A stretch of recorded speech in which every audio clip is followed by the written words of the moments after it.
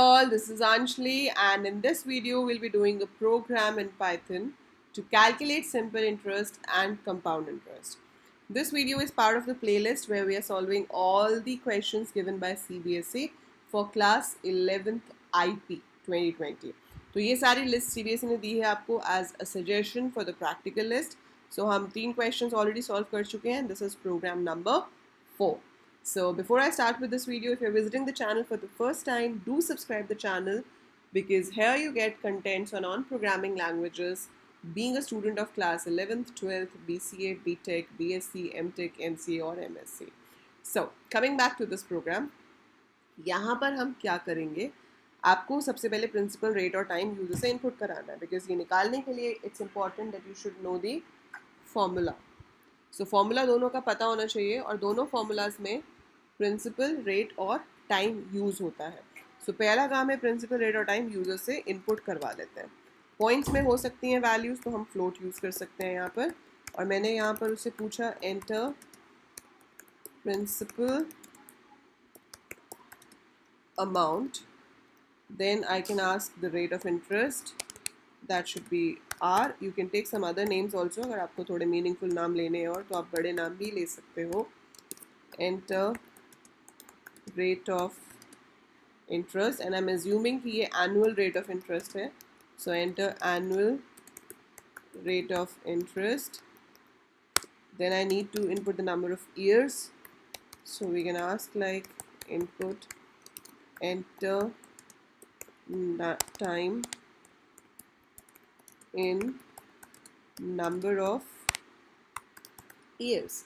Now आपको formula लगाना है, पर आप चाहे तो दोनों चीज़ें कैलकुलेट कर सकते हो या आप यूजर से मेन्यू ड्रिवन प्रोग्राम भी बना सकते हो. आप पूछ सकते हो कि press 1 if you want to find simple interest, press 2 if you want to find compound interest. I am calculating both, लेकिन आप इसमें चेंज करोगे और इसे मेन्यू ड्रिवन बनाओगे and you will post the answer to me ताकि मैं देख सकूं कि आपने उसको मेन्यू ड्रिवन सही से बनाया है या नहीं बनाया है. और वो आंसर आप कहाँ पोस्ट करोगे, आप यहाँ कमेंट्स में लिख सकते हो या आप इसे मेरे इंस्टा पे भी मुझे भेज सकते हो. Right. So now simple interest का फॉर्मूला बहुत सिंपल होता है. It's just principal into rate into time upon 100. So that is what I have written. Compound interest का फॉर्मूला थोड़ा सा ट्रिकी है. उसमें हम क्या करते हैं, principal multiplied by, so principal multiplied by 1 plus जो भी रेट ऑफ इंटरेस्ट है raise to the power time. और ये जो देता है आपको, ये एक्चुअली में कंपाउंड इंटरेस्ट नहीं आता. ये जो आता है ये पूरा का पूरा अमाउंट आता है. आप अभी देखना वैल्यूज जब मैं प्रिंट करूँगी. सो मैंने यहाँ पे प्रिंट किया simple interest is and I print the value of S I. Same way when I right here compound interest is and I print the value of CI. Now let's save this program and execute this. So if I go to run this and यहाँ से मैंने select किया interest, उसने पूछा enter principal amount, I enter 5,000. Annual rate of interest is 4. For 2 years I am depositing it.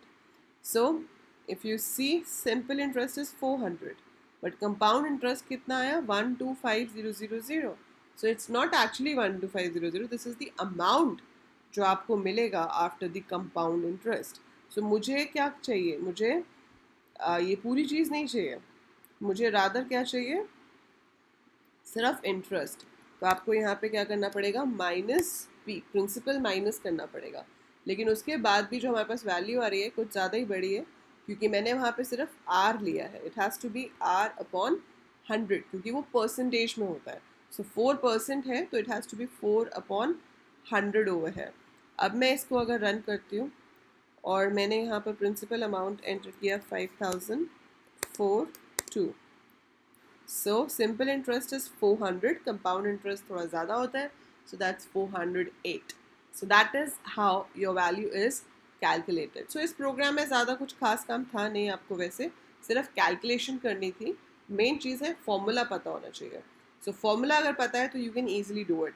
अब इसमें सबसे बड़ी बात क्या होती है, अगर ये कभी आपको एग्जाम में क्वेश्चन पूछ लिया जाता है, ठीक है, any how if they ask you in the practical exam, तो आप फॉर्मूला पूछ सकते हो टीचर से, आपके मार्क्स उसके लिए नहीं कटेंगे, क्योंकि आपका मैथ्स का टेस्ट नहीं है, प्रोग्रामिंग का टेस्ट है.